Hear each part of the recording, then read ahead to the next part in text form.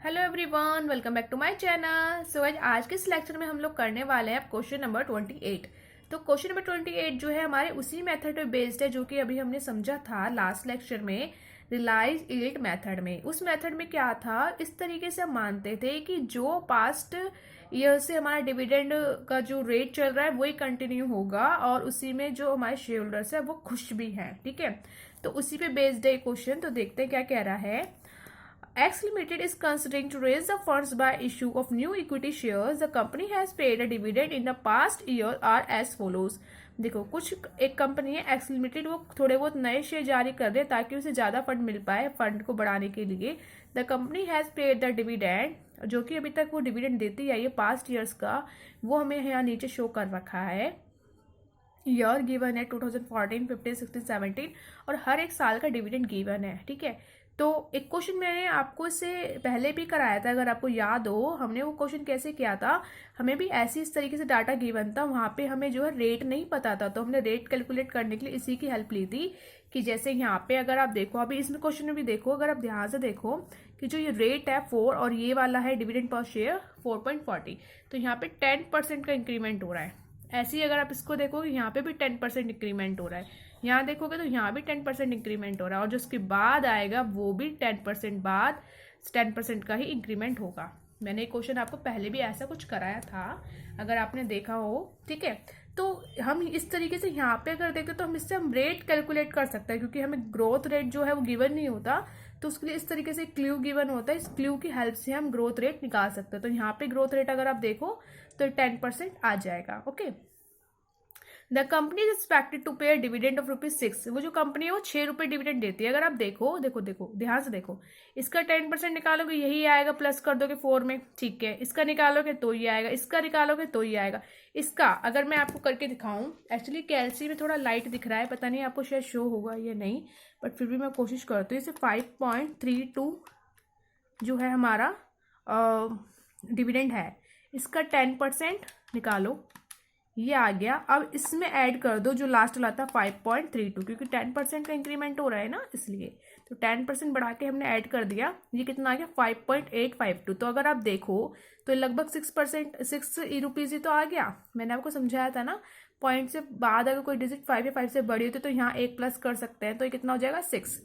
दिख रहा है आपको यहाँ पे, तो ये 6 हो जाएगा। हाँ, तो डिविडेंड हमें यहाँ पे गिवन है 6 और रेट हमें मिल गया 10%, जो कि ग्रोथ रेट है हमारा।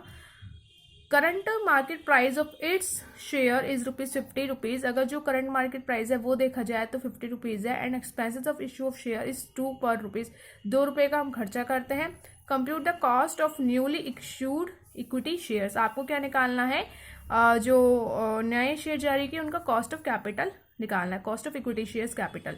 तो कैसे निकालेंगे, सेम वैसे ही करना है। Cost of equity dividend upon में क्या लिखोगे, नेट प्रोसीड आप लिख सकते हो, क्योंकि यहाँ पे जो मार्केट प्राइस है उसमें से शेयर इशू पैसा माइनस करोगे, that is NP, net proceed. और इनटू में 100 प्लस ग्रोथ, ग्रोथ भी आएगा। देखो यहाँ पे जो हमें गिवन है ग्रोथ रेट ही तो है 10%, है ना। तो इसका फॉर्मूला लिखो पहले। ये देखो हमने फॉर्मूला लिख लिया है।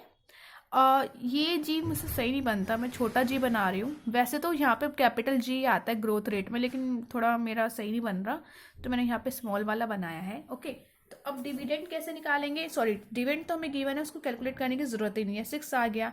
NP कैसे निकालोगे, NP निकालना आपको आता है। NP कैसे निकालते हैं, जो भी हमारा करंट मार्केट प्राइस है उसमें जो हमारे खर्चे हो रहे हैं वो माइनस कर दो। तो देखो बुक में हमें गिवन था कि जो हमारा प्राइस है वो 50 रुपीज़ है मार्केट में, और ₹2 के जो हमारा है वो खर्चा हो रहा है, तो कितना आएगा, ये 48 हो जाएगा। इंटू 100 ऐसे ही रखोगे, और प्लस ग्रोथ कितना आएगा 10%। ठीक है, तो ग्रोथ कितना आएगा 10%। ये देखो मैंने आपको एक बार क्वेश्चन जब कराया था तो उसमें लिख लिख के आपको समझाया था, अगर आपको याद हो तो।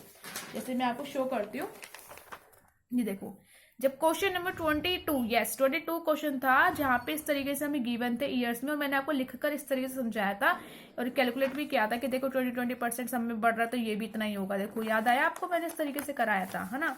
तो वही सेम यहाँ पे गिवन है।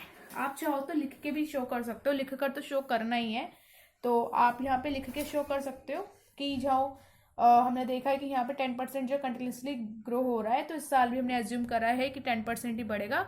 तो इसलिए हमने ग्रोथ रेट 10% लिखा है। आपको डिविडेंड तो गिवन है ही, बस अब आप इसे सॉल्व कर लो। सॉल्व करोगे तो क्या मिलेगा आपको, ये कैलकुलेट करो, ये आएगा 22.5%। ठीक है, तो ये हो जाएगा आपका आंसर। ओके गाइस, क्लियर है?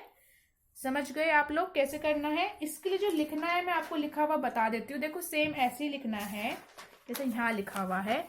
A study of a trend of dividend reveals that dividend are growing at 20% in 10% consistently. It may be expected that कि हमने expect किया that कि at the rate 10% growth in a dividend in the dividend will be continued in the future also. So it means growth rate is 10%.